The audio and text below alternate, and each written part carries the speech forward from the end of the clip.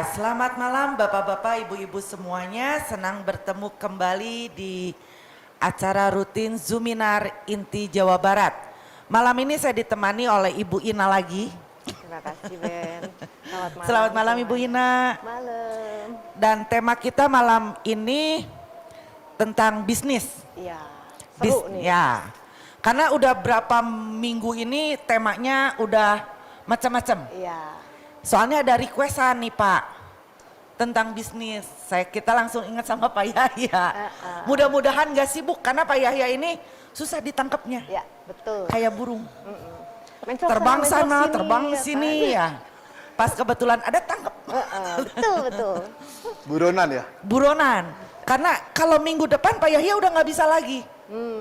Jadi kebetulan malam ini kita juga sangat senang Pak Yahya bisa bergabung bersama kami menemani kita berdua menemani kita berdua maksudnya. Kita semua, semuanya. Tapi kan kalau di sini kita berdua Pak. Gitu. Selamat malam Pak Yahya. Selamat malam Beneta yang luar biasa. Ini wanita super ya, dan juga Ibu Super Inawati. gila maksudnya. Ya, ini juga kedua wanita ini terpaksa mendampingi saya karena nggak terpaksa. Nggak kepaksa Pak. Kita nggak kepaksa Pak. Kita senang ya menyerahkan diri. Kita nggak kepaksa.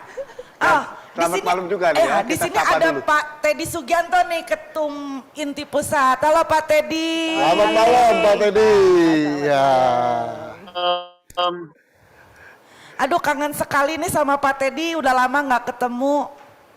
Dan wajahnya segar nih Pak Teddy nih. Oke. Ya, Selamat malam. Sebetulnya tiap kali saya hadir, cuma Bu Neta nggak lihat. Saya juga pikir asal denger aja. Kalau Pak Yaya saya nggak bisa denger aja, saya mesti tatap muka juga. Kalau nggak Pak Yaya marah sama saya nanti. Emang takut Pak kalau Pak Yahya udah marah tuh. Terima kasih, terima kasih. Pak Yaya ada yang cakep-cakep aja mau dia jadi pembicara. Kalau saya ajaknya kagak mau terus. Iya. Oke, saya nggak habisin waktu. Masih mau. Silakan Pak Yaya. Saya pendengar yang setia. Terima kasih. Ya. Makasih Pak Teddy. Terima kasih Pak Terima Teddy. kasih, terima Kalau kasih. Pak Leon udah hadir belum? Pak Leon? Pak Leon, ini juga kita harus Pak Leon doain juga, Pak oke. Leon nih biar cepat sembuh nih, biar cepat negatif. Ya. Pak Leon, Selamat malam Pak Leon. Selamat malam Pak Leon. Pak Leon. Ya. Kayaknya Pak Leonnya lagi nanggung. Nggak apa-apa, Pak Leon mungkin lagi nanggung Pak. Oke. Kita juga doain. Oh, tuh. Pak Leon gimana? Udah mendingan belum? Ya. Udah mendingan, ntar saya balikin dulu. Kebalik. Langsung kebalik.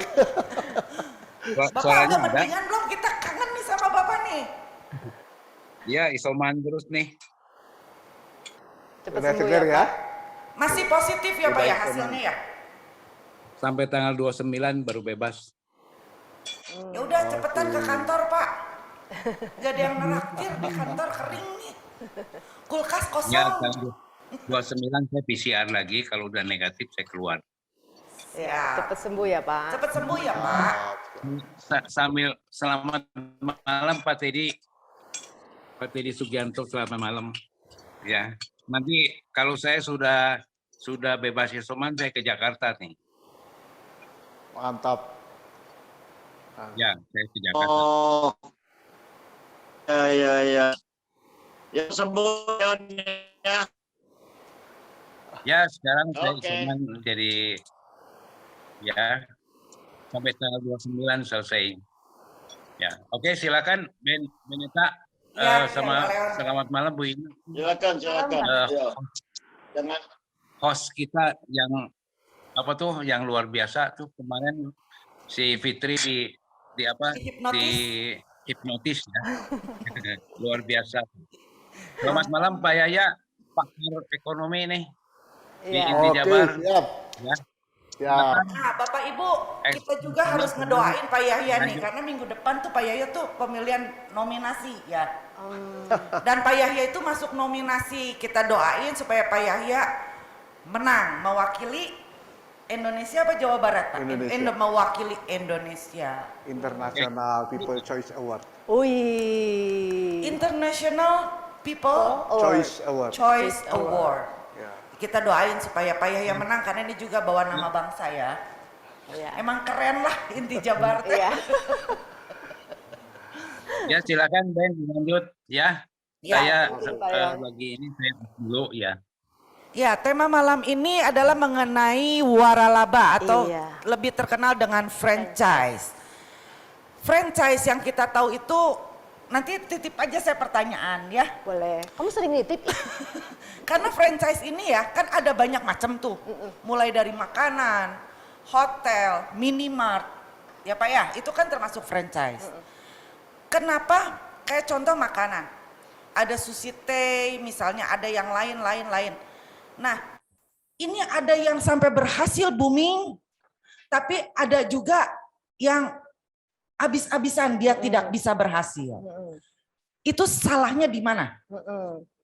Kenapa di kota lain bisa berhasil, kenapa di Bandung enggak? Iya.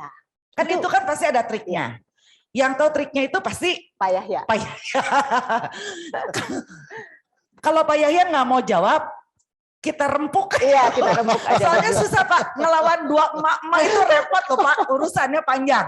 Urusan banyak. Lari dulu saya, lari dulu.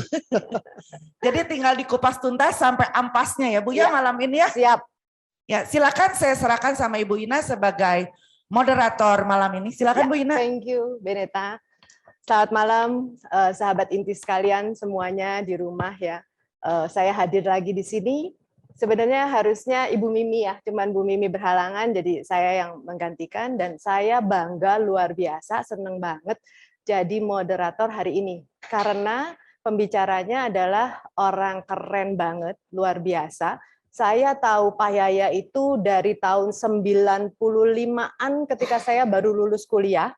Pak Yahya tuh udah aktif kayaknya ya Pak. Dulu ngisi radio Maestro ya, yang Maestro rutin. sama Kelight. ya Right. rutin banget bicara soal ekonomi gitu ya. Saya belum pernah ketemu sama Pak Yahya, saya cuma bertanya-tanya orangnya seperti apa, dan ternyata saya dipertemukan di Inti Jabar. Saya pikir Inti Jabar keren banget gitu ya, bisa ada Pak Yahya di sini gitu ya.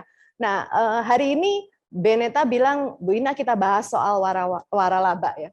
Saya inget banget tuh Pak Yahya itu pernah jadi, saya nggak tahu, sekaligus founder ya kalau nggak salah ya, di majalah franchise ya. Karena saya dulu sering banget beli majalah itu dan saya sering lihat Pak Yahya nongol tuh. Bikin Ikut mendirikan majalah franchise. Nah, Ini, ya, keren nggak? Jadi saya di belakang anak muda yang waktu itu memang berinisiatif mendirikan majalah franchise setelah mendengarkan seminar saya mengenai franchise 2 kali di Bandung dua-duanya. Satu pertama di Asosiasi Manajemen Indonesia dan kedua di Universitas Parahyangan. Setelah selesai seminar itu, seorang anak muda namanya Yohanes Hedi Purnama mendatangi saya, pengen bikin majalah franchise dalam format tabloid. Dan saya diminta masukan-masukan serta menjadi kontributor majalah tersebut. Kurang lebih ada 15 tahunan saya menjadi Iya, saya ingat itu kontributor. lama banget tuh majalah franchise ya. Zaman saya masih kerja di bank dulu. Saya sebagai banker dulu tahun 95 sampai 2000-an gitu, Pak. Dan jadi yang bikin franchise itu anak Unpar ya? Ya, yang bikin majalah franchise itu alumni Unpar. Oh, saya alumni Unpar. Jadi saya Bangga. punya Unpar Pride.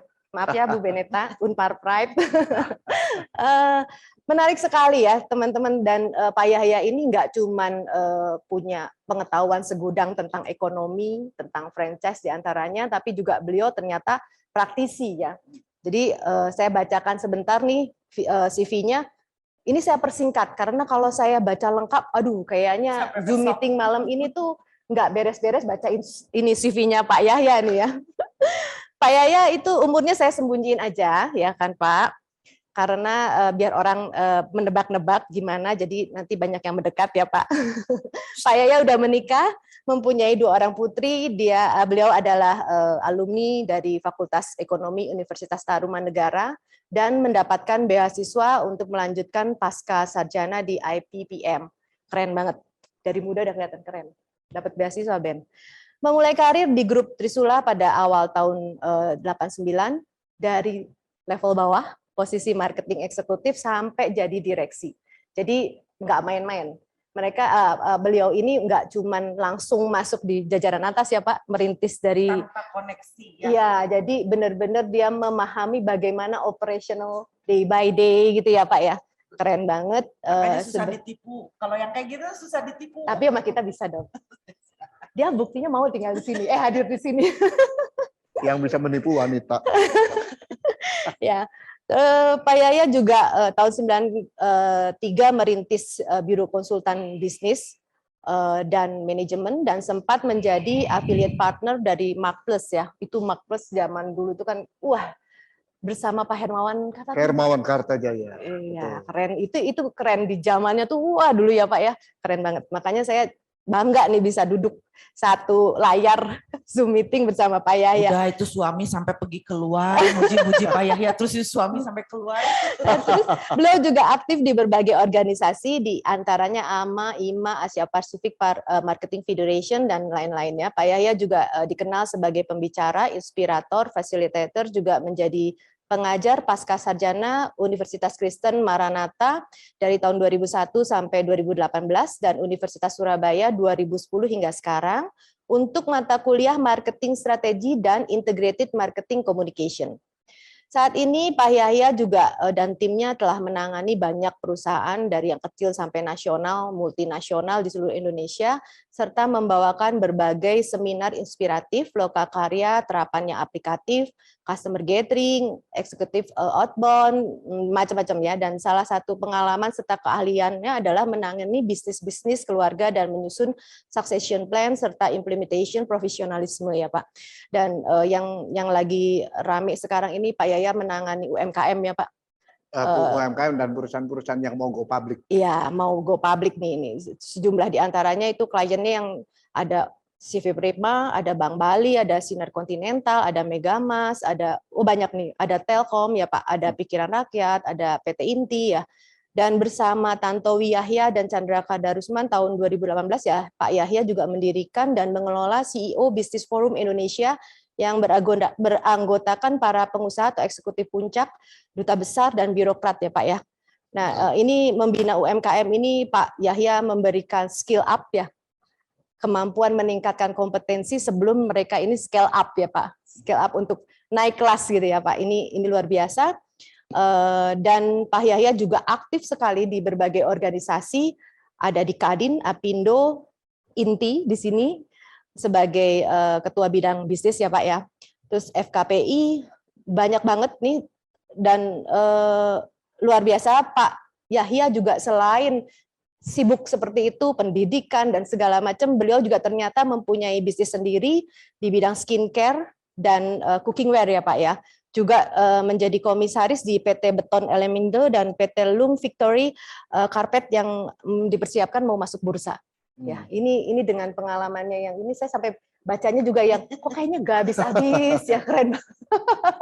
Nah, hari ini kita akan fokus berbagi dan mengorek nih ya pengetahuan-pengetahuan dan pengalaman Pak Yahya di bisnis franchise ya Pak ya.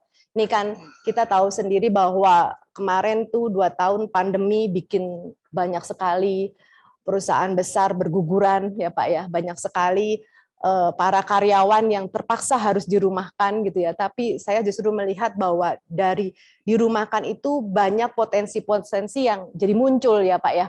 UMKM jadi banyak ya Pak, betul ya Pak ya. Betul. Makanya Pak Yahya jadi sangat aktif di UMKM ya Pak ya, Betul. karena mereka kan yang tadinya mungkin terpendam talentanya jadi muncul, yang tadinya tahu dia bisa bikin kue, tapi karena kerja sebagai accounting dia nggak bisa bikin kue, di layoff, dirumahkan, akhirnya dia bikin kue dan bisa sukses gitu ya Pak. Nah ini saya akan berbagi sharing ya Pak Yahya akan sharing tentang bagaimana sih pengalamannya menghadapi para UKM ini, bagaimana sih kalau kita nih dalam kondisi seperti ini mau mulai bisnis tuh enaknya gimana nih, gitu kan? Khususnya waralaba. Iya, apakah kita mau jadi franchisor, apa kita mau jadi franchisee ya Pak ya? Artinya Betul. orang yang memfranchise-kan bisnisnya, atau justru kita beli franchise untuk Betul. orang-orang yang nggak punya keahlian, yang bingung nih bisnis mesti gimana, ya kita beli aja gitu ya, yang sudah ada susunan dan standar yang lebih jelas gitu ya Pak.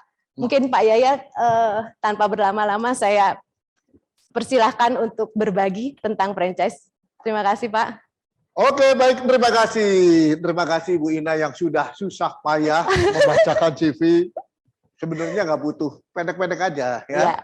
Biarkan nanti mereka browsing-browsing aja di Google. Ya. Iya, biar Dan terima mereka kasih tahu, juga Pak. nih sama Ibu Beneta yang luar biasa. Tanpa beliau yang mengunci saya, menyeret saya supaya mengisi acara, maka acara ini tidak terlaksana. Dan mungkin kedepannya memang ada beberapa acara lagi yang Ibu Beneta minta supaya saya isi, Harus Pak, termasuk ya. dengan nanti membahas bisnis teh dan kopi. Kemudian saya mendapatkan kesanggupan juga dari Pak Hermanto Tanoko, salah satu orang terkaya di Indonesia, untuk ikut mengisi acara inti. Keren. Wah, ini luar biasa sekali ya. Pertama-tama saya ucapkan selamat malam. Khususnya Anda yang Muslim, saya ucapkan Assalamualaikum warahmatullahi wabarakatuh. Shalom Om Swastiastu, Namo Buddhaya, salam sehat, salam kebajikan buat kita semua, dan salam inti. Yes. Saya hari ini dapat tugas yang dibilang berat sih enggak, ringan-ringan saja. Yang berat itu adalah mengalokasikan waktunya. Tapi kalau sudah Bu Beneta memutuskan, ini keputusannya nggak bisa diganggu-gugat. Soalnya Jadi saya penuh harus dengan ancaman-ancaman ke depannya. luar biasa. Tapi tanpa Bu Beneta ini acara tidak berlangsung juga ya. Dan hari ini saya membahas mengenai waralaba. Sejatinya waralaba itu pertama kali di dunia itu adalah tahun kurang lebih 1850-an. 1850-an, dan jangan kaget. Orang tidak ada yang tahu siapa yang memulai memperkenalkan bisnis waralaba di dunia. Isaac Singer, mesin jahit, dan dia menjual mesin jahit dengan konsep distribusi supaya orang membeli dan mempunyai gerai-gerai yang menjual mesin jahit Singer. Itulah cikal bakalnya apa yang disebut sistem waralaba, diperkenalkan oleh Isaac Singer. Kemudian konsep ini menjadi terkenal, populer, dan diimplementasi ke dalam berbagai bisnis, salah satunya di perhotelan. Hilton dan sebagainya. Nah inilah, intinya apa sih di waralaba? Nah inilah, coba bisa tampilkan materi saya, supaya saya bisa langsung memulai singkat. Dan Anda boleh bertanya, ada kolom chat, Anda bisa bertanya, masuk ke dalam kolom chat, sebutkan namanya, dan nggak usah panjang-panjang begitu ya, jadi enak ya. Nah, Bukannya makin panjang makin enak Pak. makin panjang makin enak. Aduh, salah juga saya. Jadi inilah materi yang saya persiapkan untuk rekan-rekan di Inti Jabar dan seluruh peserta. Saya sekali lagi mengucapkan salam hormat saya kepada Bapak Ketua Umum Pak Teddy Sugianto, kepada Bapak Leon Hanafi, Ketua Inti Jawa Barat, dan juga saya lihat ada beberapa tamu yang luar biasa, termasuk ada dari Surabaya. Pak Eleos ini dari Empire Toastmaster. Wah, ini luar biasa ini. Dan ada lagi beberapa lagi dari Rumah Kolaborasi Bersama, itu adalah komunitas UMKM yang saya bangun. Di mana komunitas ini juga sudah memberangkatkan beberapa anggotanya, bukan memberangkatkan, membina dan mengikut sertakan mereka di dalam pameran virtual Pacific Exposition 20 negara. Wih, keren. Dan mulai dapat order, nah, luar biasa sekali. Baik, sahabat sekalian, mengembangkan bisnis yang berbasis waralaba itu memang sebuah pilihan supaya kita bisa, ya kalau misalnya buka cabang sendiri, investasi. Iya, betul. Ya, tetapi kalau kita bisa pakai konsep waralaba, itu sebenarnya adalah untuk meminimalisir investasi dan mempercepat pengembangan bisnis. Klik halaman berikutnya. Klik dulu ya supaya kita bisa lihat beberapa pertanyaan yang mau saya mulai. Ayo, diklik saja semua, dihabiskan. Kalau Anda mau jadi pengusaha, ya Anda boleh. Kenapa? tidak menjadi pengusaha. Mm, mm, mm, mm. 2 tahun pandemi banyak yang di layoff, Ya, betul. banyak bisnis yang tutup. Dan kemudian mereka bingung mau milih jadi apa, Ya. mau kerja seperti apa. Mm, mm. Sebenarnya pada saat itu UMKM memang dibina. 64 juta UMKM Indonesia Mm, itu bertumbuh dengan begitu pesat, kontribusinya memberikan peningkatan lebih dari 20%, dan itu menjadi tulang punggung kekuatan ekonomi baru yang membuat ekonomi kita ini bertahan. mm. Sama kejadian tahun 98. Ya, waktu itu Dan juga saya krisis ya, melihat Pak. bahwa pertumbuhan ini kemudian UMKM ini menjadi semakin bankable, Ya. artinya menjadi nasabah bank, dan mereka ini mulai dapat dipersiapkan menjadi industri-industri kecil IKM, dari Ya. UKM ke IKM. Oh, Ketika mereka jadi IKM, satu saat mereka itu akan membesar, Ya. dan ini akan menjadi tulang punggung perekonomian 2045 Indonesia emas. keren. Jadi kenapa tidak menjadi pengusaha? Mau mulai dari mana? Iya. Ya mau kembangkan bisnis harus punya bisnis Mindset, mindset. Mm-mm. Mereka berasal dari karyawan. Ya. Kalau dari karyawan untuk jadi langsung bisnis, sekalipun manajer, sekalipun direktur, kadang-kadang nggak gampang. Iya, mentalnya itu ya, Pak ya. Masalah mental oke, mereka punya semangat juang. Tetapi ketika mereka menjadi entrepreneur dibandingkan dengan employee, Iya. itu berbeda. Bedanya Ada di- satu faktor yang mereka seringkali tidak perhitungkan dengan baik, yaitu faktor risiko. Iya, betul betul Pak. Karena kalau karyawan udah jelas ya, setiap bulannya dapat sekian gitu ya, kalau Pak ya. karyawan itu kan stable. Iya, stable. Kemudian risiko perusahaannya ada aturan begini Iya. berubah segala macam, itu Tinggal mereka ngikut tidak aja. terlalu pusing.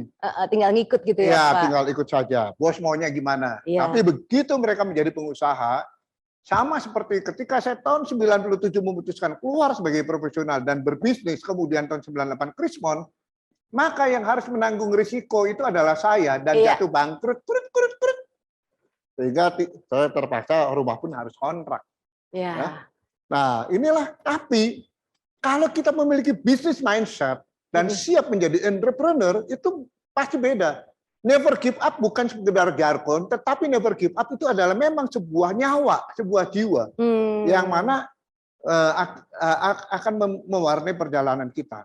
Jadi sekarang kita, wah kalau mau bisnis nggak punya modal gimana? Mau mulainya bagaimana? Iya. Nah, pilih salah satu, coba diklik. Pilih salah satu. Kalau Anda mau bisnis, pilih salah satu. Nah, Anda mau buka sendiri, join sama orang, atau pakai waralaba. Jadi nggak ada alasan ya ngomong soal duit ya, karena ternyata ada pilihannya. Sekarang waralaba itu menjadi pilihan. Makanya pameran waralaba selama ini rame, 2 tahun berhenti total. Tapi begitu bulan Juni kemarin pameran waralaba mulai dibuka kembali. Iya. Dan saya sempat ikut membuka pameran waralaba di AIS BSD dengan 125 peserta. Iya. Kebetulan di situ robot saya juga ada perusahaan robot di robotik Jakarta. ya, Pak ya. Robotnya ikut membuka pameran. Jadi membawa gunting untuk membuka pameran. Pameran itu menjadi sangat ramai, sangat luar biasa. Peserta dari Bandung juga ada. Nah, nanti saya tampilkan peserta yang dari Bandung dan peminatnya banyak. Iya, iya. Luar biasa. Itu nano water. Nano water, filling station untuk nano water. Jadi isi ulang tapi air nano. Ya, itu dari Bandung. Jadi pengembangan dari yang dulu cuman sekedar air isi ulang dan ya, Pak. kontrak hari Kamis ini akan tanda tangan untuk pembukaan mulai mengembangkan 50 gerai dalam waktu 1 tahun. Kontrak di Jakarta tanda tangan 50 gerai. Luar biasa ya. Luar biasa. Nah, mari kita klik berikutnya ya. Tolong dibantu supaya. Nah, kenapa memilih waralaba?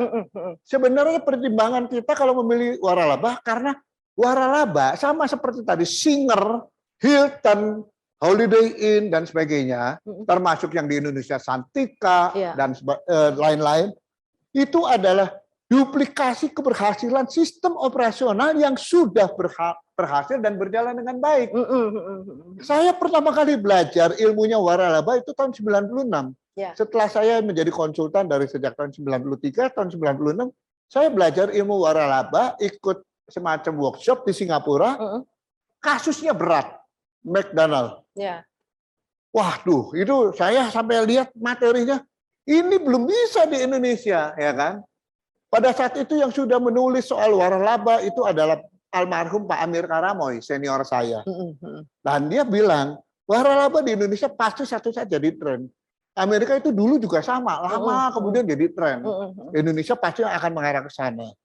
Nah, perbedaannya adalah kita perlu punya wadah. Selama ini tidak ada wadah. Waralaba franchise nggak diajarin di kampus. Semua belajar sendiri otodidak.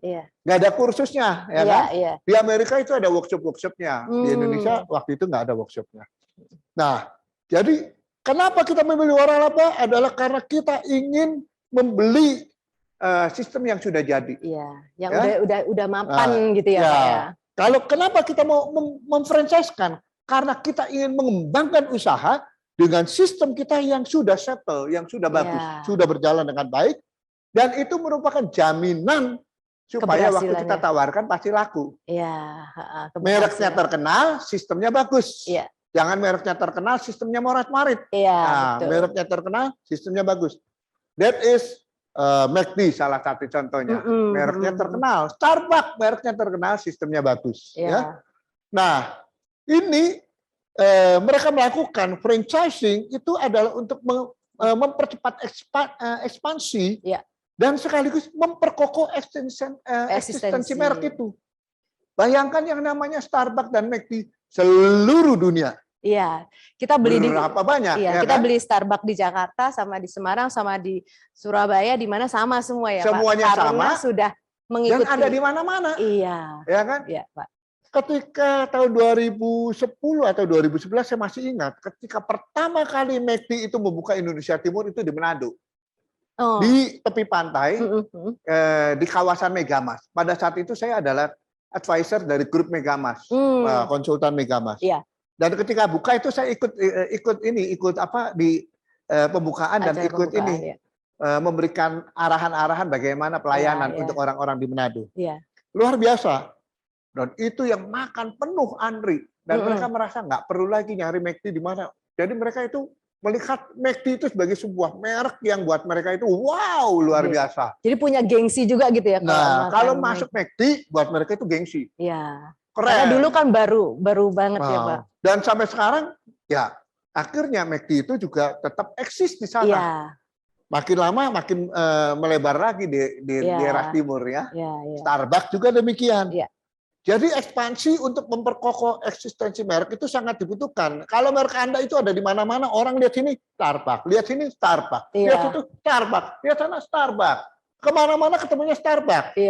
Langsung yang ada di benak Anda itu apa? Kopi Starbucks ya Pak? Starbucks is popular. Starbucks is number one, top of mind. Kalau bahasa marketing, top of mind.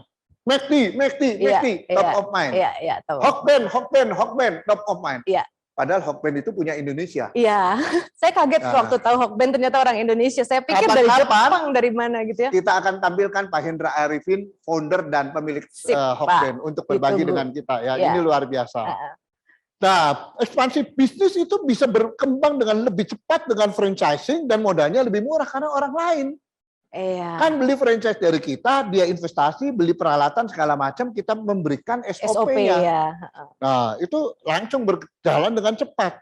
Dan akhirnya sebagai franchisor, kalau kita jadi franchisor, McD jadi franchisor, itu fokus kepada pengembangan layanan.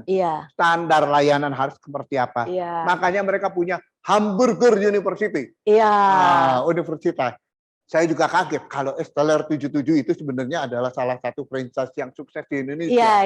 Esteller 77. Almarhum Pak Sukiyatno Nugroho itu saya kenal ketika dia masih melayani sendiri di Jalan Pembangunan 1 tahun 80-an. Iya, tahun 80-an tuh Pak. Kemudian ketemu saya itu sudah pakai Mercy Bulldog tahun 89. Cepet banget berkembangnya ya Pak. Terus ketemu saya lagi di Singapura itu refleksi kaki bareng-bareng di Chinatown. Dan anaknya sekarang yang meneruskan. Yang menarik, mereka juga punya tempat training center. Jadi mereka fokus. Intinya apa? Harus punya standar layanan, standar produk supaya kalau makan di sini, makan di sini, makan di sini, semua sama, pelayanannya sama. Ini penting. Jadi layanan yang standar, produk yang berkualitasnya standar, dan sistemnya yang juga standar. Jadi franchisor harus lebih fokus Dengan demikian franchisee lah yang akan membantu mengembangkan bisnis buat kita. Iya, jadi kayak Nah. semacam bagi-bagi tugas gitu ya Pak ya. Betul. Kalau kita bikin sendiri kan mulai dari awal CI segala macam kita harus pikirin, kalau kita beli franchise Betul.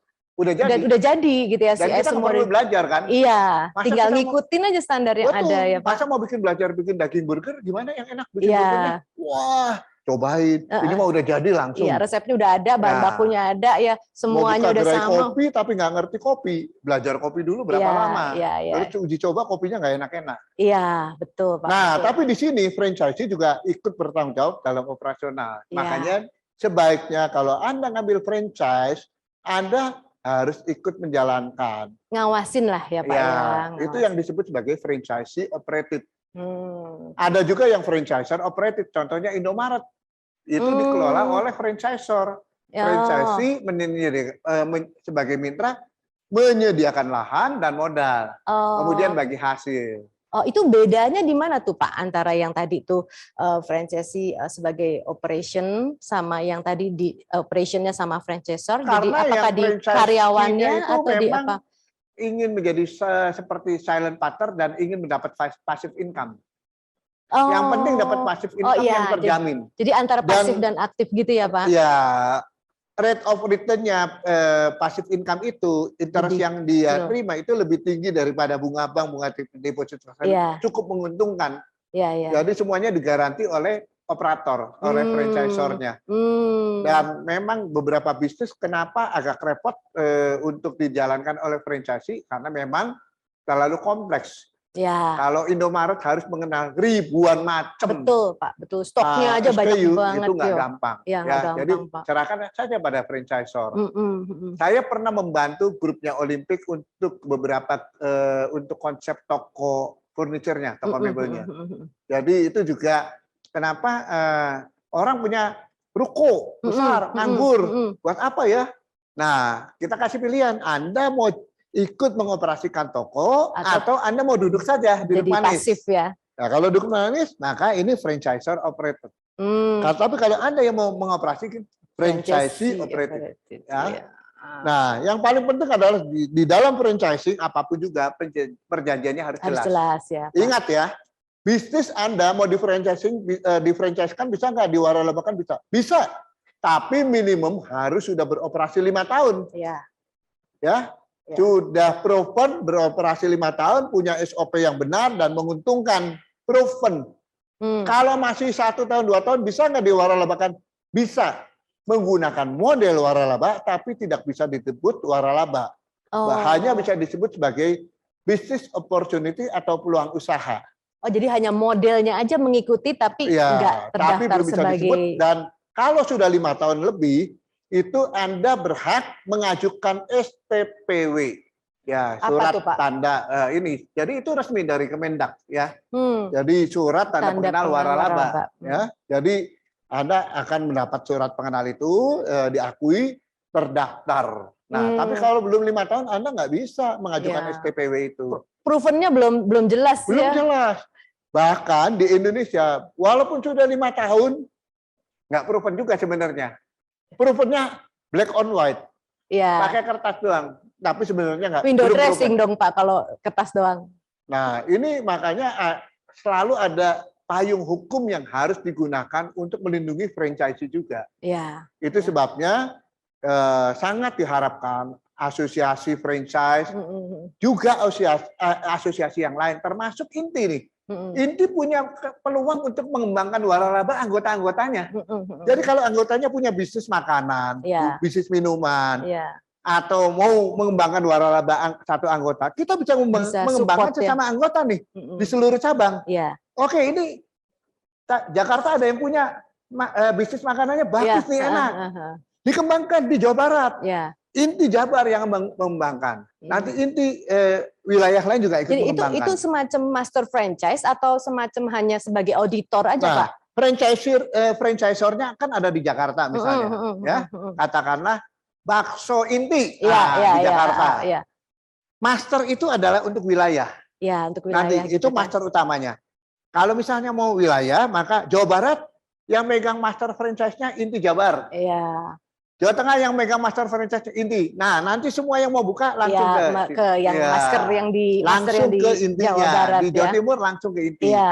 Supaya ikut Mengawasi, menggerakkan, mengembangkan, mengawasi ya, membantu. oke, tapi saya berharap konsep franchise ini juga akan menggerakkan organisasi inti.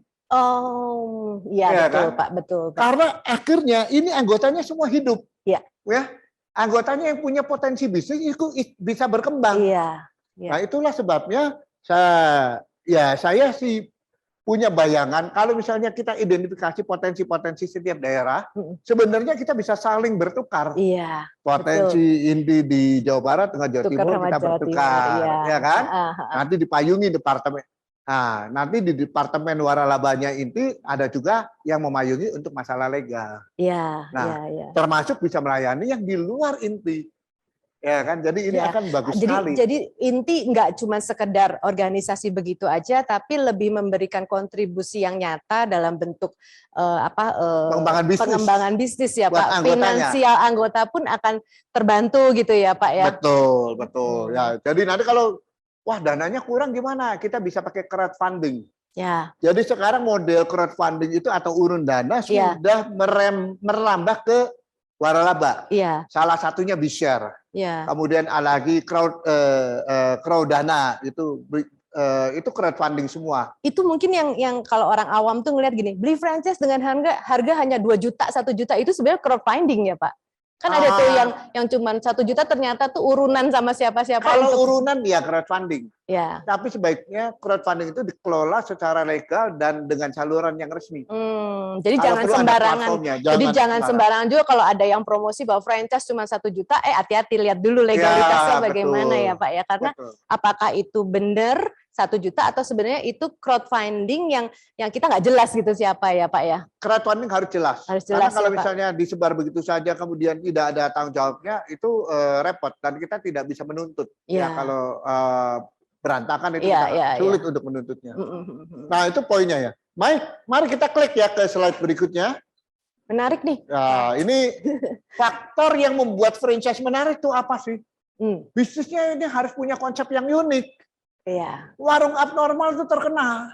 Iya, unik itu, soalnya Indomie dulu ya Pak. Nah, itu anak-anak Unpar itu. Ya. Sarita, Rex Marino terus Stefani Kurniadi, Hendra dan sebagainya itu menarik. Wah, Unpar Pride lagi nih Pak. Pernah menjadi narasumber ketika sebelum COVID. Salah satunya diwakili oleh Hendra, saya hadirkan. Ingat kan? Omset tertinggi waktu itu di warung abnormal Bogor 1,7 miliar per bulan. Iya. Luar biasa. Kenapa? Konsepnya unik. Indomie dibikin macam-macam.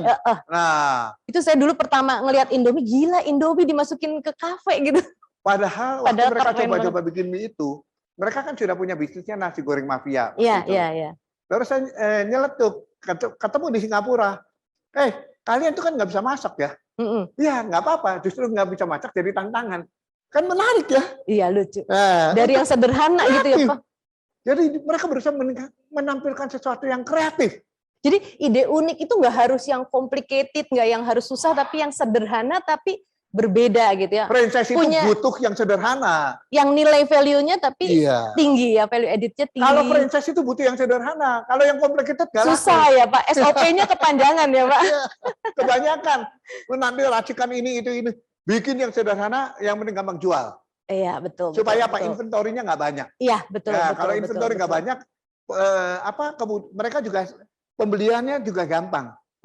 Karena variasi daripada inventorinya nggak banyak. Iya. Bumbunya juga tinggal dikemas-kemasin. Iya betul Pak. Nah kemudian kedua, franchise itu menarik kalau memang menguntungkan. Iyalah Pak. Saya mau beli franchise, saya akan melihat dia itu berkembang terus nggak? Iya. Berkembang. Terus saya lihat rame nggak? Ya. Rame. Saya biasanya nanya, ini satu hari berapa? Omsetnya berapa? Omsetnya berapa atau pengunjungnya berapa? Iya. Berapa head, berapa kepala yang datang? Iya. Delivery-nya berapa banyak? Nanya, kemudian kita lihat di menu, harganya sekian. Kita bisa naksir, kalau sudah pengalaman kita bisa naksir. Oh, ini menguntungkan. Pantesan rame. Iya, dengan omset sekian gitu ya Pak ya. Kita bisa tahu, ya kan? Nah, tukang bakso aja kita bisa taksir. Iya, ya kan? betul. Kalau tukang bakso ini satu hari sudah jualan sampai 200 porsi, itu untungnya udah lumayan. Kenapa demikian? Anda tahu kan bakso Enggal itu yang di Iya, iya. itu asal muasalnya tahun 92 kan masih pinggir jalan Iya. pakai tenda. Bakso Malang gitu ya. Ya bakso Malang, saya masih ingat dulu kalau pacaran sama istri saya tahun 91 92 makan bakso Malang itu murah meriah. Murah meriah sekarang- enak lagi ya Pak. Karena sudah punya gedung ya. Heeh, Nah, heeh. saya hitung kosnya berapa. Karena saya pernah megang restoran, pernah megang food beverage dan hotel, saya tahu nih ngitung Kebayang kosnya deh Kebayang. berapa persentasenya ya Pak. Luar biasa. Langsung kebayang dong return on investment-nya berapa gitu Jadi ya Pak. kalau profitable, orang pasti mau ambil. Mm-mm. Nah, kemudian kedua rame, trafficnya tinggi. Iya. Jangan sampai kelihatannya nguntungin, mereknya bagus, gorengnya bagus, tapi kok kalau ke situ sepi ya? Ya. Kalau gitu sepi ya. Nah, Karena kalau traffic sepi artinya omset juga dipertanyakan ya Pak. pastilah. Heeh. Yang ketiga terkenal. Memang tidak bisa dipungkiri bahwa kopi kenangan, kopi janji jiwa itu terkenal. Iya, betul Pak. Ya. Heeh. Nah, terkenal itu memang bukan masalah karena mereka diinjek dana. Sebenarnya menurut saya bukan itunya dulu, tetapi adalah keberanian mereka, Edward Tirtanata, Kopi Kenangan, mendobrak ya, Billy Kurniawan di Janji Jiwa mendobrak sebuah pakem Mm-mm. rule of the game di perkopian Iya. dengan menampilkan kopi-kopi kekinian. Iya. Kemudian kopi kekinian ini mendongkrak mereknya mereka, Kopi Kenangan Mantan. Bang, waduh. Bikin emotional bonding gitu ya Pak ya. Emotional Jadi, branding yes, dan word of mouth. Iya. Orang ngomongin, Si- Kopi Kenangan Mantan, mantan siapa lu? Nah, lu mantan kalau lu. Menggunakan psikologis ini ya Pak ya Psikologi efeknya. konsumen ini dipakai, dipinjam Iya. untuk dipengaruhi dan mereka akhirnya seneng. Heeh. Harganya murah, Mm-mm. Ya. Mm-mm. ya rasanya pas di lidah Iya, kita. iya, Very simple, iya, merek terkenal. iya. Jadi kalau udah jalan, di sini kopi kenangan mana? Ada kopi kenangan nggak?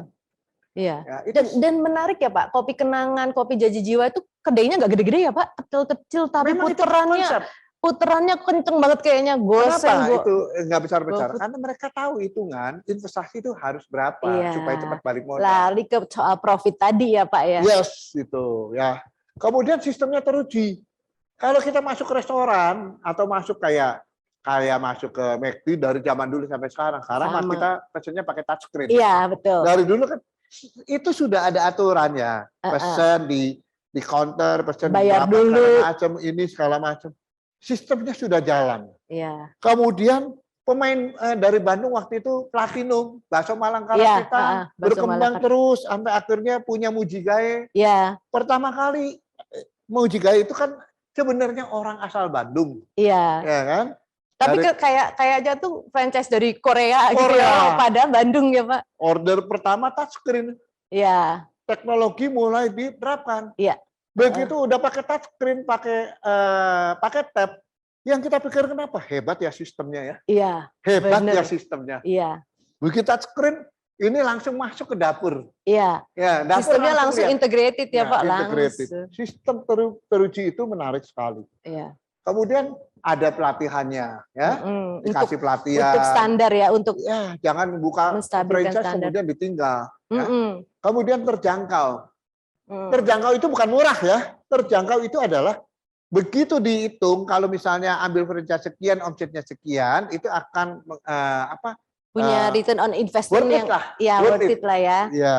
Jadi jangan sampai menghitung terjangkau itu murah, jadi murahan. Heeh. Nah, makanya saya selalu mengingatkan Anda yang mau beli franchise jangan tergiur dengan Murahan ya. prospektus yang ditawarin di atas meja.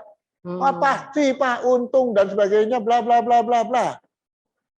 Kami sudah 1000 gerai. Nah, Anda boleh tanya yang tutup berapa. Iya Pak. Ya. Iya. Nah, itu penting. Pak, itu mengingatkan kenangan saya Pak. Saya dulu pernah ambil franchise dan tutup Pak. Jangan sebutkan mereknya. Enggak, demi kode jangan etik. lah, jangan demi kode etik. Dan terakhir itu adalah citra. Image, ya, image itu penting sekali. Good image, perceived quality itu akan membuat, kalau saya ngambil franchise yang udah terkenal itu citra saya ikut naik. Iya. Ya. Gengsinya naik Gengsi Pak. naik. Soalnya ya.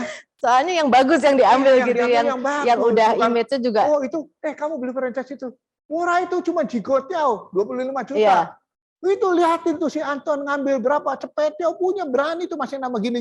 Oh, kok beda ya. Nah, langsung kan lain ininya pride-nya beda. Iya. Coba kita klik berikutnya, slide berikutnya. Biar seru. Nah, inilah sebabnya kalau mau mendevelop franchise ya, kita harus punya business skill. Pertama memang bisnis kita harus punya visi dulu nih, lanskapnya harus jelas. Kemudian punya brand management, mengelola merek. Banyak orang buka franchise tapi nggak ngerti brand itu apa. Kemudian punya organisasi yang ketiga dan human capital. Jangan one man show. Punya bikin franchise tapi dari A sampai Z, dari negosiasi, dari apa keliling segala macam. One man show dia sendiri. Nggak kepegang ya Pak. Mungkin kepegang, tapi buat saya enggak banget deh. Ini nggak apa namanya, jadinya mindsetnya cuma di kepala satu kepala gitu ya, Yes. Pak ya, nggak luas gitu ya Pak Enggak ya. mencerminkan profesionalisme. Ya. Hey, para franchisor, you are not Superman, you are not Wonder Woman. Iya. Ya kan? Kalau mau profesional, you have a team. Nah, Ya. ini yang paling penting. Kenapa yang sukses itu bisa berkelanjutan? Karena mereka kerja tim. Itu yang namanya abnormal itu kerja tim. Mereka bagi tugas. Saya tanya, kamu Pak, si ini bagiannya ini bagian ini, kita bagi tugas. Semua founder ini kita bagi tugas. Di bawahnya pun kita bagi-bagi. Saya lihat, oh keren juga ya. Jadi mereka bekerja berdasarkan keahlian mereka tuh di mana gitu ya Pak. Jadi pas gitu ya, nggak orang marketing suruh belajar produksi, orang produksi belajar marketing yang dia nggak kuasain. Betul. Gitu ya Pak ya. Dan bukan itu saja, jadi tidak merasa semuanya harus menguasai semua. Iya. Saya bisa atur set, dia juga bisa atur set. Ya rame. Ya. Nah kita pun walaupun misalnya kita sebagai franchisor sendiri, kita jangan berusaha atur set ya, menguasai semuanya. Nggak bakal mungkin, nggak bakal bisa. Kemudian kita juga harus punya business development, pengembangan. Orang beli franchise kita, yang kita tawarkan sebenarnya bukan profit ya, bahwa ini adalah going concern business. Iya, going concern. Going concern business artinya ini bisnis yang akan sustainable. Iya. I guarantee you, saya menjamin Anda ini akan terus berkembang. Berkesinambungan kita nggak ya akan Pak ya. berhenti. Iya. Kalau makanan kita akan punya menu baru. Iya. Kalau ini kita punya apa baru, kita punya produk baru. Nah ini, ya. Jadi ini penting. Kalau Anda memfranchise-kan salon, Anda itu akan menjamin kepada franchisee Anda bahwa salon ini tidak berhenti di situ, tapi salon ini akan terus berkembang. Anda produk-produk yang akan ditawarkan dan jasa-jasa yang akan ditawarkan. Nah, ini penting. Kalau Anda menawarkan fashion store, toko busana, Anda akan menawarkan bahwa toko busana yang dijual Anda, bisnisnya itu akan menampilkan mode-mode yang terlalu mutakhir dan terus dikembangkan kalau perlu menggandeng perancang. Nah, ini penting. Jadi itu di inovatif itu ya Pak. Jadi 5 dan 6 business development dan inovasi ini merupakan satu kesatuan untuk membuat bisnis kita memang menarik untuk diambil oleh franchisee. Ya. Klik berikutnya. Menarik. Mari klik slide berikutnya. Slide berikut. Oke. Nah, ini dia. Tentunya bertanya ya, kalau mau pilih franchise yang bagus. Yang bagus yang mana? Ini banyak banget gitu kan ya Pak. Nah, ini penting ya. Anda bisa di-capture di sini. Merek dan rekam historis itu adalah mutlak. Ya. Jadi Anda harus lihat merek dan rekam historis adalah mutlak. Pak, ini kan merek baru. Oke, nggak apa-apa. Tapi Anda melihat dan coba bertanya bagaimana mereka punya persepsi, punya opini terhadap mereka sendiri. Pak, artinya kalau begitu, bagi orang-orang yang memulai bisnis, rekam jejak ini menjadi sangat penting ya Pak. Mulai dari awal dia bikin itu seperti apa, perjalanannya, perubahan-perubahan. Misalnya kalau bikin mie bakso lah, awal dia bikin mie bakso seperti apa, terus perubahan kemananya itu tuh harus. Atau bakso afung itu. Terekam. Bakso afung. Harus Betul. terekam semua ya Pak. Kalau bisa itu milestone memang terekam menjadi selling story. Iya, jadi nanti larinya buat ini nih ya, buat merek dan rekam history itu ya Pak. Ada storytelling dan kita selling the story. Iya. Menjual sebuah kisah perjalanan. Iya. Orang tuh seneng kalau ada kisahnya ya. Engagementnya jadi gede gitu ya. Oh, emang mau pengalaman, udah proven ya kan. Makanya dia bikin bakso udah 20 tahun atau berapa tahun ya kan. Nah, ini merek rekam dan karakter pebisnisnya juga kita harus tahu. Ya. Kemudian produknya memang selalu beda dan melakukan inovasi yang berkelanjutan. Anda makan hari ini, bulan ini, tahun tahun depan, Anda dapat sesuatu yang baru, ditawarkan sesuatu yang baru. Ya. Mungkin nggak usah tahun depan, berapa bulan lagi ada satu yang dipromosikan yang baru. Wow, berarti perusahaan itu growing Iya. and inovatif. Ya, bahkan perusahaan sebesar McD aja kan bikin inovasi ya Pak, entar nanti ayam sama nasi apalah, Nah, sama itu itu ya. konsep yang menarik daripada McD itu adalah lokalisasi, Iya. localization. Betul. Global tapi dengan selera lokal. Iya, Nasi Nasi. sama telur. iya. Ya. Kalau saya pergi di daerah Amerika gitu, nggak ada tuh ayam sama nasi, nggak ada Pak. Anda ke Malaysia, itu Iya. sama kari. Iya, Anda ke Jepang, beda lagi. beda lagi Pak. Ya, itu sama semacam kayak bumbu teriyaki. Iya, Nah, betul itu Pak. beda. Karena mereka tahu how to customize, bagaimana menyesuaikan selera lokal. Iya, itu masuk dalam inovasi juga ya Pak. Masuk dalam inovasi, mereka mau pelajari selera lokal itu apa sih? Iya. Ya kan? Oh, seperti ini mereka sesuaikan. Nah, ini berarti mereka karena inovasinya berkelanjutan, terakhir jualan bubur. Iya, Nah, menarik juga ya, Kentucky jualan bubur. iya. Nah, ini menarik. Kemudian sistem operasi yang dipandu SOP. Jadi Anda boleh bertanya, ada SOP-nya enggak? KPI-nya seperti apa?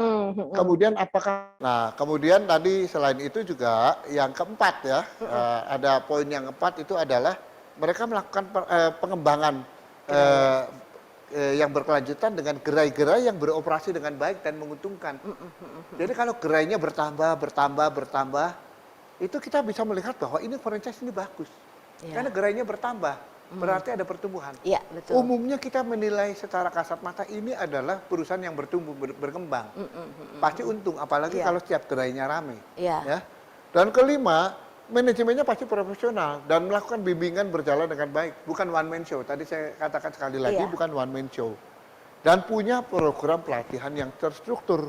Anda tanya punya pelatihannya enggak? Enggak. Oke, kami punya. Begitu Bapak mau buka, kami akan berikan pelatihan A dan B. Pada saat nanti sudah berjalan, kami ada program pelatihan A dan C dan D. Ya kan? Nanti setelah 1 tahun ada program pelatihan tambahan lagi program E. Iya. Nah, jadi mereka sudah punya program pelatihan yang terstruktur. Iya. Ini adalah salah satu beberapa kriteria untuk memilih franchise yang baik. Tapi yang paling penting, ya, yang saya tulis merah, kalau produk Produknya. atau jasanya dicari orang, itu biasanya secara otomatis, spontan kita melihat, oh ini bagus. Iya. Karena apa? Tanya. Semua orang cari ya Pak ya. Bayarnya tahu nggak franchise anu? Oh, kenapa? Itu kan bagus. Taunya bagus dari mana? Nah, orang itu akan dengan sendirinya dari mulut ke mulut pada nanya. Iya. Ya kan? Wow, tahu nggak franchise ini? Tahu nggak franchise ini? Pada nanya semua. Kenapa? Diperbincangkan. Iya. Ketika warung abnormal baru populer, itu juga banyak yang bertanya kepada saya. Iya. Artinya itu memang dicari. Iya. Jadi bagus, ya kan? Apakah itu artinya kalau produk yang dicari banyak orang itu artinya pasarnya gede gitu ya Pak? Bukan pasarnya gede, dia sanggup menciptakan permintaan. Dialah yang menciptakan Jadi permintaan. dia yang bikin permintaan. Produk-produk kekinian. Oh. Nah, oke. pasar itu besar karena dia yang menciptakan pasarnya. Iya. Nah, karena dicari orang, balik lagi. Nomor 1, 2, 3, 4, 5, 6. Iya. Nah, lihat yang bawah. Oh, dicari orang ya. Iya. Nah, kita lihat nomor 1, 2, 3, 4, 5, 6. Iya. Ya. Iya. Klik slide berikutnya. Mari kita klik berikutnya ya. Nah, ini salah satu contoh franchise yang ada dari Bandung ini nih. Yang tadi Bapak bilang nano Ya. itu ya Pak? Semua bikin air minum isi ulang. Saya bilang, jangan bikin air minum isi ulang. Anda punya Harus teknologi nggak? bisa. Beda ya. Pak, kami menjual teknologi, bukan menjual mesin. Oke, teknologi apa? Teknologi mengolah air, nanocluster, oksigen, hexagon, alkalin, alkalize, Iya. ionized, crystallized, mineral, dan Mineral, ozon. Saya lihat mesinnya, wah, ruwet. Ruwet banget ya, ini banyak, ini proses ini. Dan terbuka, kita boleh lihat. Sedangkan kalau air minum isi ulang, ditutup rapat cuman filter air. Iya. Jadi ini pengembangan dari sebenarnya yang air minum isi ulang yang kayak merek biru itu juga kan banyak banget tuh ya. Jadi makanya Ini saya bilang, kalau pengembangan mau lebih ya. jual air minum jangan bilang isi ulang. Ya kan? Beda ya. Tapi ini adalah air terapi atau nano water. Saya bilang nano water. Ini ada di Bandung, dari Bandung ini. Iya. Suka jadi itu Pak. Sudah mulai dipasarkan dan nanti hari Kamis akan ada yang berminat kontrak untuk 50. mengembangkan 50 gerai. Tanda tangannya di Jakarta. 50 gerai ini mau di mana terserah. Jadi dia akan mengajak partner-partnernya untuk mengembangkan 50 gerai. Ya ini juga kalau inti mau ikut mengembangkan boleh-boleh juga ya. Ya kan? Boleh. Nanti, Nah, nanti jadi ini kita salah bicara satu dengan contoh. Pak Leon dan yang lain-lain nih Pak. Jadi saya bilang, ingat ya, harus menampilkan bukan isi ulangnya, bukan murahnya, tetapi manfaat. Iya. So, any business, kalau Anda menjual manfaat atau value, Anda tidak akan bersaing. Iya. Tidak perlu menjual air nano proses itu atau seperti air heksagonal, itu harganya mahal. Ya kan? Memang mahal, tetapi kalau Anda menjual sebagai hanya air minum isi ulang murah. Iya. Tapi kan Anda sudah memproses. Iya. Harus lebih mahal. Ada value editnya Ada ya. value editnya. Tetapi tetap lebih murah dari air galon yang dijual di pasaran, misalnya di Indomaret atau apa, yang Anda tukar botol merek atau merek nah, Nggak boleh gitu sebut ya. merek Pak. Nggak boleh sebut merek Iya. anu, inu. Lebih murah dari itu, Pasti tapi lebih murah. manfaatnya lebih banyak ya. Betul-betul bermanfaat. Dan ketika diminum atau Anda mendemokan bisa melihat demonya, oh ternyata airnya kok lebih sejuk Pak, lebih dingin. Kenapa? Prosesnya. Yang membuat proses itu air lebih sejuk ya, dan lebih kerasa. Ada keluar gelembungnya. Nah, itu ya. Kemudian ketika diuji pakai pH, keluar oh benar ya pH-nya sekian. Oke. Nah, itu salah satu contohnya, sehingga dipakai buat apa? Mau buat cuci muka malah lebih oke, lebih kerasa lagi. Nah, inilah salah satu contoh franchise yang dari Bandung. Saya bilang, bisa nggak di franchise kan waktu itu? Saya bilang, bisa, tapi harus menonjolkan kelebihan. Harus menonjolkan sesuatu yang berbeda. Dan paket franchise-nya lebih murah daripada air minum isi ulang. Loh kok begitu Pak? Iya, karena itulah penetrasi pasar. Strategi. Iya. Ternyata franchise juga harus pakai strategi bisnis. Iya, karena Kan baru bisnis masuk juga. pasar, kalau dia udah bangun merek, dia jualan merek, Anda jualan manfaat. Iya. Manfaat itu lebih susah dijual daripada merek loh. Jualan merek gampang. Baju ya, kalau Anda dibilang bajunya merek apa? Wah, Anda sebutkan merek terkenal, orang malah bilang, oh mahal ya, gue peceng ya, 500.000 ya. Tapi begitu dilihat bajunya mereknya digunting, belinya di factory outlet cepeceng, mau nggak Anda dilihat? Nggak mau kan? Karena semua yang branded itu mahal. Nanti ketika ini sudah sukses, pasti jadi mahal. Artinya Pak, kalau gitu si franchise ini nggak harus nunggu 5 tahun juga ya Pak, asal dia punya nilai value edit yang menarik, yang unik, yang maksudnya solid Kelebihan. bangetnya, yang Ya. kelebihannya yang luar biasa. Ini Ya. kita bisa ya Pak ya masuk ke situ ya. Oke, oleh karena itu modelnya seperti franchise, tetapi disebut peluang usaha. Jadi ini peluang usaha. Atau kalau tidak peluang usaha adalah melisensikan proses pengolahan air. Jadi franchising dan licensing itu mirip. Beda tipis gitu ya. Beda tipis. Makanya ada asosiasi namanya WALI, Waralaba dan Lisensi Indonesia. Nah itu dia, Oh. beda tipis ya. Iya, iya. Nah ini, oke, klik berikutnya. Contoh-contoh. Saya mau kasih contoh supaya Anda, Ya. sambil Anda Jadi- yang mau bertanya boleh tulis lagi di chat ya, diulang di chat. Menariknya adalah bahwa yang di franchise tuh nggak harus selalu makanan, tapi macem-macem ya. Teknologi, apotek, rumah. Ini apotek ini. Ini apotek ini. Iya.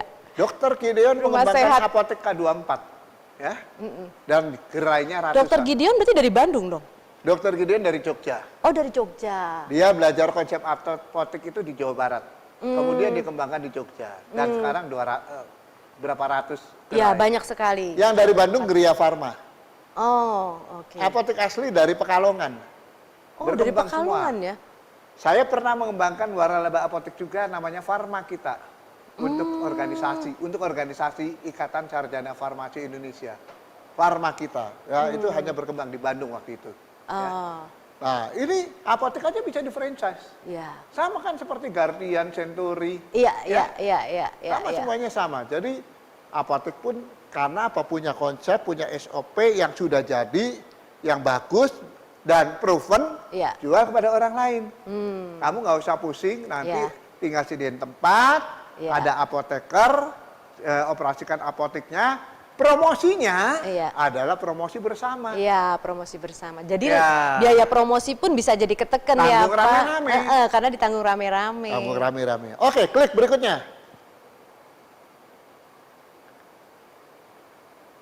Klik Oke, berikutnya. jadi kalau ini sudah apotik, nanti ada lagi. Ya, selain apotik adalah mundur kecepatan.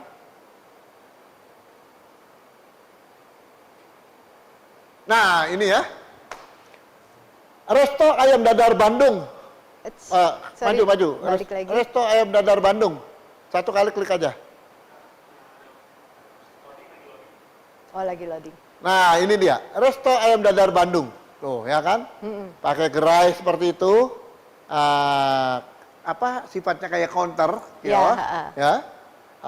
Island. Pakai bekas kontainer itu ya, Pak? Nah, Di ini kan Rewandi. nggak perlu sampai punya ruangan. Ya, kayak kalau kontainer. di mall itu ada di koridor skala. Iya. Ini juga lagi booming. Hmm, Kemudian sebelahnya ini Yamcha Express ini dari Bandung. oh, Nggak ada yang tahu kalau Yamcha Express ini dari Bandung. ya. Ini dari Antapani. Oh, Memang pabrik siomay dan Yamcha hmm, yang mengembangkan konsep pengembangan usahanya nanti akan pelan-pelan melalui waralaba. Di bawahnya itu adalah kebab yang segera go public. go public, Pak. Go public, kebab Turki di bawah Ibu Nilam Sari. Anda Keren. bisa bayangkan ya, kalau asetnya sudah besar, punya gerai yang dioperasikan sendiri ya. Kalau gerainya dioperasikan sendiri berarti aset, ya kan? Iya. Selain itu ada gerai-gerai franchise. Heeh. Bisa nggak di go public kan? Bisa. Lucu ya. Jadi Padahal tidak dari tertutup. kecil gitu pakai kontainer gitu, tapi Ada yang kontainer, Iya. ada yang kios, ada yang memang seperti kafe. Hmm, Dan kebab yang ini sudah sampai ke luar negeri. Jadi peluang untuk membisniskan waralaba, ya apakah Anda berbisnis mewaralabakan bisnis Anda atau mengambil waralaba untuk menjadi bisnis Anda di hari tua, persiapan pensiun, atau Anda mau mengambil waralaba saat ini, itu prospeknya tetap ada, apalagi ekonomi sudah mulai bangkit. Dan kebangkitan ekonomi ini dibarometerin oleh sektor kuliner yang paling kencangnya, Iya, sektor kuliner. Itu luar biasa.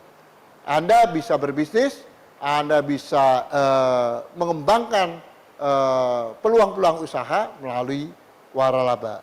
Ya. Apakah ini menjadi satu pilihan yang tepat untuk Anda? Hanya Anda yang tahu. ya. Hanya Anda yang bisa menjudge atau menilai apakah Anda cocok menjadi pewaralaba atau terwaralaba. Iya, franchisor atau franchisee gitu ya. Kerennya begitu ya, franchisor Pak. atau franchisee. Ya. Ya. Ya, semoga ini menjadi suatu inspirasi apa yang saya sampaikan kepada Anda sekalian. Dan kalau ada yang mau bertanya, silakan. Ya. Sekali lagi, apa yang saya sampaikan memang belum semuanya, masih terlalu singkat. Tapi semoga ini bisa memberikan satu rasa menjawab beberapa pertanyaan kecil dan rasa penasaran untuk Anda yang ingin berbisnis, khususnya peluang usaha, business opportunity atau waralaba. Dan kalau perlu nanti kita akan membahas lebih lanjut dalam forum yang lebih kecil bersama Perhimpunan Indonesia Tionghoa. Seluruh Indonesia, bukan hanya di Jawa Barat, kita Iya. akan membantu bersama-sama. Iya. Ya. Buat saya ini materi ini luar biasa, Pak ya. Karena gini, Pak, kalau kita punya keterbatasan di skill, kita punya keterbatasan di soal bisnis, tapi kita punya dana, kita bisa ambil franchise, jadi franchisee ya, Pak. Tapi kalau kita justru punya bisnis dan pengen berkembang dengan lebih pesat, ya kita jadi franchisor gitu ya, Pak ya. Ya. Jadi ini benar-benar TikToknya itu mau dari mana aja bisa gitu ya, Pak Kalau ya. mau franchisor boleh, yang penting sistem sudah jelas. Iya. Sudah. Kalau mau franchisee juga boleh. Kalau kita Pilih memang yang pas gitu ya, Pak. belum tahu cara berbisnisnya. Iya, tinggal tadi pilihannya seperti yang tadi Pak Yahya ajarkan ya, mesti dilihat dulu nih track recordnya bagaimana, rekam jejaknya bagaimana, profitable dan segala macamnya ya Pak. Ini ada banyak pertanyaan ya Pak, kita akan mulai dari awal nih. Keren nih Pak Yahya, keren. Terima kasih Pak Yahya dari Empire Toastmaster. pertanyaan, apakah MLM termasuk franchise, Pak Yahya? Bukan. MLM bukan franchise, tapi MLM adalah salah satu bentuk konsep distribusi yang lain. Hanya seringkali di dalam membangun atau membuka unit-unit katakan agentnya, seringkali mereka mengadopsi konsep yang mirip franchise. Artinya begini, beli Iya. sistemnya, Iya. Anda jadi agen di situ. Seperti asuransi sama. Jadi dia mencoba menduplikasikan, tapi saya Menduplikasi. mengatakan itu bukan franchise. Sebenarnya itu bukan franchise, hanya mengadopsi sistemnya franchise. Tetap MLM. Kenapa? Yang membedakan adalah dia punya sistem margin berjenjang, Iya. poin yang tetap dikontrol oleh pusat. Iya. Sedangkan kalau franchise ini punya otonomi. Nah, itu yang berbeda di situ. Ya. Ya. Oke. Yang kedua adalah pertanyaannya, konsorsium apakah juga merupakan crowdfunding, Pak Yasir? Sejenis crowdfunding, betul. Betul ya. Ini Pak Elias ini luar biasa sekali. Dia juga akan bisa membantu pembiayaan kalau di Jawa Timur nanti ada yang membutuhkan pengembangan franchise bersama-sama dengan Perhimpunan Indonesia Tionghoa Jawa Timur tuh ada di sana kalau nggak salah Pak Gatot Seger Santoso ketuanya Jawa Timur. Oh, ya. Itu betul. Konsorsium itu sebenarnya adalah salah satu bentuk crowdfunding. Tinggal legal jadi legalitasnya. Iya. Apakah konsorsium itu membentuk satu PT, Iya. kemudian membeli franchise, atau konsorsium ini cuma ngumpulin dana untuk diinvestasikan pada satu franchise, tapi nggak ikut terlibat. Ya, Kalau itu. crowdfunding itu kebanyakan ikut terlibat atau hanya dia Sudah hanya ikut terlibat. mengelola dana Mengumpulkan aja dana kan, saja. mengumpulkan Kebanyakan dana tidak. aja kan ya, Ya, dia. Jadi betul. nanti orang yang mau beli franchise atau apa dia bisa mengajukan dana ke si crowdfunding ini kan ya, Pak? Contohnya tadi ke Bishare. Mm-mm. Dia bisa mengajukan ke Bishare, nanti Bishare akan open. Seperti Crowdu, Bishare itu akan mempublish ada proyek franchise ini. Nanti Ibu mau ikutan, oh ini nilai proyeknya 1 miliar, Ibu mau ikutan, saya 10 juta, oke, nggak apa-apa, boleh. Yang itu 50 juta boleh, masuk semuanya. Iya. Nanti sudah berapa persen terkumpul dananya, ya kan? Jadi crowdfunding itu sebenarnya sejenis financial institution yang berbeda Financial lah ya. institution. Kan, Dan ya, itu memang harus diawasi dan memang itu oleh di bawah OJK, aturan OJK. Ya. Ya. Supaya Nah, nggak kalau sembarangan ya. Konsorsium itu bisa juga konsorsium yang tidak resmi. Ya. Ibarat kata gini, kita kongsian rame-rame. Ya. Nanti ke notaris kita tekan ya. Nah, itu seperti itu. Iya, saya ingat dulu kerja di bank juga pernah ada tuh konsorsium antar bank ya, Pak, membiayai satu proyek besar gitu ya, Iya. Pak. Ya. Pertanyaan berikutnya adalah berapa lama nih proses R&D untuk melokalisasi produk kita untuk penetrasi pasar global, Pak? Tergantung kompleksitas produknya. Tergantung jenis produknya. Kalau produknya itu cukup cukup kompleks dan kita mau menuju pasarnya yang mana ya, penetrasi pasar global. Contoh ya. Saya mendapat pertanyaan untuk masuk pasar Nigeria dan Kamerun. Kebetulan rombongan pengusaha mereka ini akan datang di akhir bulan Oktober. Ketuanya sudah menghubungi saya, Ismail Balogun, untuk bertemu dengan para pengusaha-pengusaha Indonesia yang diminta dipimpin oleh saya. Kebetulan saya baru saja ditunjuk sebagai Sekjen ASEAN African Chamber of Commerce. Wih. Jadi semacam kerjasama Kadin ASEAN dan Afrika, ASEAN African Chamber of Commerce. Asia Afrika lah ya, Pak ya. Jadi ini memang saya juga pelajari waktu itu. Oh, mau masuk apa? Mau masuk misalnya bisnisnya ayam, apakah kita mau ekspor ayamnya ke sana? Enggak kan? Kita cari sumber ayamnya di mana. Tapi yang kita develop itu adalah bumbunya. Dan bumbunya yang harus sesuai dengan selera di sana. Iya, semacam tadi McD menciptakan menu-menu yang mengandung bau lokal ya, Pak ya. Indonesia. Nah, itu kalau misalnya makanannya sederhana, cepat kita bisa melibatkan juga dengan orang di sana atau nanti kita bekerja sama dengan orang yang ahli kuliner sana mendevelop sama-sama. Itu makanya tadi Pak Yahya bilang unik tapi sederhana supaya SOP-nya tuh nggak terlalu panjang, simple. Semakin simple sebenarnya semakin bagus ya Pak ya. Nah, jadi contoh Ibu Dewi Gustina Tobing, Duta Besar Indonesia untuk Sri Lanka dan Maladewa menghubungi saya untuk coba ada nggak pengusaha Indonesia? Nah, ada nggak nih pengusaha inti yang mau buka restoran di Maladewa, bukan di Sri Lanka ya yang lagi sakit, di Maladewa. Di sana tenaga kerja Indonesianya cukup banyak dan turisnya banyak.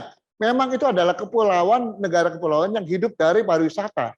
Dan makanan Indonesia sebenarnya digemari. Tapi ada tapinya. Harus di-customize kira-kira seperti apa. Contoh gado-gadonya seperti apa. Rawonnya seperti apa. Dan nanti diintroduce, diperkenalkannya seperti apa. Seperti peanut salad. Nah, salad pakai bahasanya yang salad menarik gitu with ya peanut Pak. dressing. Ternyata bumbu yang lebih sukai kalau menggunakan kacang mete. Bukan kacang biasa, tapi kacang mete. Artinya kalau mau masuk ke pasar global, kita juga perlu pelajari ya Pak. Di sana itu seperti apa kebiasaannya dan Rendang, kesukaannya gitu ya Pak. Rendang juga. Salah satu UKM binaan saya itu Ibu Sri Yuliastuti itu rendang Unituti itu sampai tembus ke pasar Amerika mendapatkan FDA. Tapi yang dijual bumbu, daging kan nggak boleh masuk. Ya, daging nggak boleh masuk. Nah, bumbunya pun yang harus sesuai selera.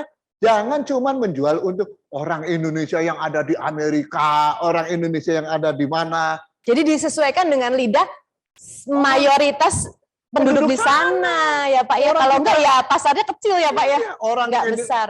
Orang kita di sini makan makanan Jepang, makanan Korea, makan apa? Ya di Itu Solo juga. modifikasi ya Pak. Nah, jadi harus disesuaikan. Ya. That's it. Jadi berapa lamanya itu tergantung kompleksitas produk makanan ataupun non makanan yang mau dikembangkan. Semakin kompleks waktunya semakin lama. Dan memang seringkali perlu melakukan riset di negara yang bersangkutan. Iya. Jadi gayanya di sana, kesukaannya apa kita perlu tahu ya sebelum masuk ke sana ya Pak. Nah, ini ada satu ini, Ibu Jenny Sriwijaya ini adalah orang Palembang yang pempeknya nomor 1 di Medan. Nah, ini inti Medan ini. Ya, inti Sumut kita. Terima kasih Bu Jenny saya sudah mengenal ikut beliau di acara ini nih. Baik sekali dan termasuk suami beliau Pak Brilian Mokhtar. Ini boleh di pempeknya di franchise ini Pak. Nah, ini pempeknya sebenarnya Ibu Jenny jual frozen. Oh. Tapi apabila ini frozen itu sudah sedikit lagi ke arah waralaba. Kalau di Bandung ini yang terkenal apa? Pempek Ramah. Iya. Ya kan? Kalau misalnya dia masuk sini kita bikin gerai yang oke, pempek Sriwijaya dan sudah masuk Singapura. Why not? Masuk Singapura tapi nggak masuk Pulau Jawa. Nah, jadi siap-siap nih Bu Jenny untuk masuk ke sini nih. Itu enak. Saya sudah coba. Ya. Saya sudah coba dan kemasannya apik sekali. Ya. Jadi ini pun kalau misalnya ada restorannya, maka orang mau ke supermarket beli atau di restoran itu jualan frozen, itu juga akan beli. Kan bakmi Gajah Mada pun jualan frozen di restorannya. Iya, jualan frozen. Sekarang banyak ya Pak restoran yang apalagi masa pandemi. Masuk banyak. restoran dibatasin ya sudah beli bawa pulang. Iya, banyak yang. Jadi Bu Jenis, nanti Anda akan diikut sertakan kalau ada sum-sum berikutnya, tapi jangan lupa ini pesan saya, Anda punya peluang yang besar untuk mengembangkan franchise pempek. Ini ada pertanyaan, ada pengalaman di Indomaret kasir nakal, misal belanja 100.000 jadi 150.000. Ini baru ketahuan alasannya kasirnya baru, minta maaf. Bayangkan puluhan atau ratusan pelanggan. Terima kasih. Ini Pak Hari Suganda nih bagus nih. Ini masukan untuk Indomaret kali ya. Ini sehubungan dengan audit dan itulah sebabnya SOP ya Pak. Kalau kita memfranchise-kan atau kita membeli franchise yang memang cukup kompleks, retail itu termasuk kompleks. Kalau kita tidak ikut pengawasan, sebenarnya berat juga. Iya. Artinya di sini juga pelatihan untuk karyawan ini menjadi sangat penting ya, mental, soft skill semua itu harus diperhatiin ya Pak. Ada berapa gerai se-Indonesia? Belasan ribu, ya. Dan itu untuk untuk hal-hal seperti ini pasti ada, walaupun kecil. Satu dari sekian ratus ribu. Jadi presentasinya lah ya kita. Sekali. Jadi itu nggak bisa jadi, kalau nggak material nilainya, nggak bisa ini jadi orang. Masalah memang orangnya, human error. Ya, human error Pak. Ya. Next-nya yaitu pertanyaannya, apakah business matching seperti Shark Tank bisa diterapkan di Indonesia? Di mana pengusaha dapat pitching dan langsung didanai para shark nih? Bisa banget Pak Elos, bisa banget. Anda ini kayaknya yang poin nomor 4 ini harus bicara khusus dengan saya dan dengan pengurus ini. Karena istilahnya keren banget Shark Tank itu kan untuk memang, itu jadi adalah, mungkin Pak Jahya bisa dijelaskan supaya sahabat inti yang masih nggak ngerti nih, tahu nih Shark Tank apakah beda dengan crowdfunding? Saya akan mengajak Pak Elios nanti menjadi narasumber khusus membahas masalah ini karena ini ada menjadi satu sesi khusus. Bagaimana melakukan business matching antara pemilik ide dengan pemilik dana. Bagaimana menjualkan ide dan mendapatkan investor. Ini tema bagus sekali. Ya. Jadi memang betul. Ini ya. Ini soal pitching gitu Pak. Di inti ini banyak nih yang punya Potensi luar biasa ya. Dananya kurang. Nah, kita bisa melakukan business matching yang model-model Shark Tank ini, dan nanti kita pilih, ya kita tentuin kriterianya, dan kalau ada yang oke, karena di antara binaan saya, UMKM, ada yang ikut model business matching dan pitching seperti ini dan mendapatkan dana. Asal Cimahi loh. Pak, boleh jelasin sedikit nggak Pak, secara sederhana aja nih, supaya sahabat inti yang lain ngerti nih, yang dimaksud dengan Shark Tank ini seperti apa? Apakah mirip-mirip kayak crowdfunding atau apa? Beda. Ini seperti modal Ventura. Oh, modal Ventura. Ya, artinya ada satu institusi yang mau membiayai dan membina satu bisnis model ya Pak? Saya sendiri dengan CEO Business Forum, beberapa pengusaha sedang menggagas bersama Ibu Vita Datau untuk mengumpulkan mereka-mereka yang mau ngumpulin dana untuk kita bisa masuk ke dalam 1-2 bisnis yang bagus dan kita ikut saham di sana. Ya, kita akan danai di sana. Jadi salah satu bisa kontrol gitu. Ya, jadi ini salah satu bentuk dari modal Ventura lah ya Pak ya, Shark Tank ini ya Pak. Lalu mau tanya Pak, untung ruginya beli merek franchise bisa dibabar lebih jelas? Terima kasih. Wah, untung ruginya tadi udah ya Pak ya, harusnya Bapak silakan nonton dari awal gitu ya. Nah ini pertanyaan menarik lagi nih Pak Elios, kayaknya kalau bikin pertanyaan keren banget. Franchise adalah salah satu exit strategi plan yang terbukti menguntungkan. Pertanyaannya adalah seberapa efektifkah franchise dibandingkan dengan exit strategi plan yang lain Pak? Saya tidak setuju franchise itu sebagai salah satu exit strategy plan. Karena franchise itu tetap ada tanggung jawab di tangan franchisor dan dia tidak bisa exit. This is a going concern business. Jadi nggak boleh exit. Kalau misalnya termasuk tadi yang namanya ini Lamsari, apalagi di bisnis kuliner itu no exit. Dia tetap harus menjamin bahwa bisnisnya akan terus ongoing. Supaya kualitasnya terkontrol ya Pak. Bukan hanya kualitasnya terkontrol.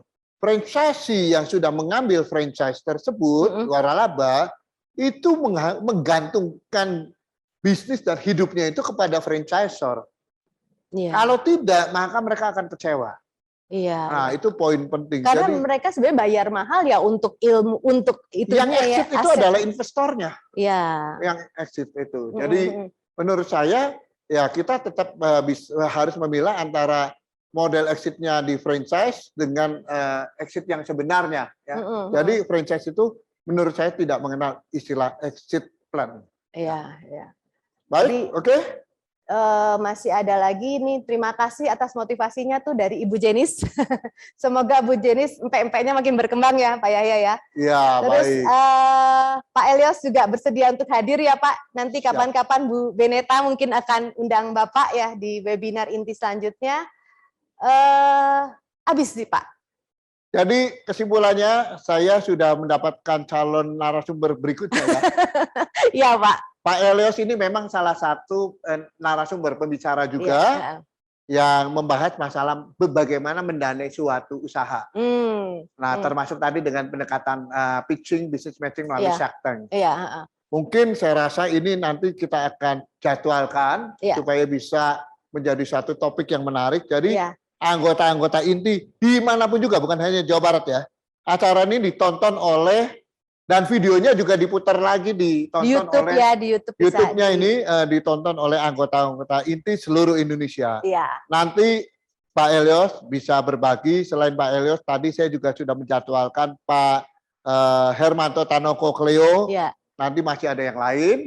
Dan kalau Anda memang berminat untuk membahas lebih lanjut, yuk kita kembangkan bisnis franchise di kalangan inti. Mari kita kembangkan bersama-sama. Pak, nggak punya modal Pak. Justru kalau franchise itu sebenarnya Anda bukan harus membutuhkan modalnya dulu, tapi Anda harus punya SOP-nya dulu, punya bisnis yang bagus, baru di-franchise-kan, nanti permodalan, Nah, yang tipe-tipe kayak Pak Helios atau Iya. crowdfunding Iya. atau nanti juga para pengusaha di inti pusat. Iya, Nah, jadi kita bisa libatkan. penanam modal ya Pak. Kita bisa libatkan ya untuk kembangkan Ya. bisnis bersama-sama untuk semua inti-inti di setiap provinsi. Iya, Sukses buat kita semuanya. iya. Terima kasih untuk Anda yang Terima sudah kasih. menyaksikan dan saya harapkan hari ini Anda mendapatkan inspirasi dan semangat untuk berbisnis. Ya. Indonesia ini bertumpu kepada penguatan di sektor real dan diantaranya adalah kita yang tergabung di dalam Perhimpunan Indonesia Tionghoa dan asosiasi-asosiasi lainnya. Salam sukses untuk semuanya dan saya kembalikan kepada moderator yang cantik, Ibu Terima kasih. Inawati. Pak Yaya luar biasa hari ini ya, ilmunya saya belajar banyak sekali di hasil penjelasan dari Pak Yaya, dan saya pikir teman-teman sahabat inti sekalian juga mendapatkan banyak masukan, banyak ilmu-ilmu baru yang luar biasa ya dari Pak Yahya ya, yang beliau nggak cuma jadi sebagai pengetahuan doang, sebagai pengajar, tapi sebagai praktisi ya, maka menjelaskannya lebih ringan, lebih enak. Dan yang menarik adalah sahabat inti sekalian, di Inti Jabar ini, nggak cuma di Inti Jabar ya Pak, di Inti ini ternyata banyak sekali orang-orang luar biasa. Dan kami berharap bahwa orang-orang luar biasa ini juga mau berbagi keluar biasaannya ini, berbagi ilmu, berbagi pengalaman untuk di-share kepada teman-teman semua supaya kita bisa maju bersama-sama ya Pak. Silakan teman-teman yang nanti misalnya tadi nontonnya sebagian-sebagian atau ada teman yang akan pengen franchise tapi nggak ngerti mau bagaimana, itu boleh nonton dulu YouTube-nya Inti Jabar hari ini, Zuminar. Bisa juga berkenalan dengan Pak Yahya ya untuk mengembangkan bisnisnya, apakah mau jadi franchisor, apa mau jadi franchisee gitu ya. Dan jangan lupa nantikan acara-acara Inti berikutnya dengan topik-topik yang menarik. Terima kasih semuanya sahabat Inti, sampai jumpa lagi. Sampai Terima kasih. jumpa.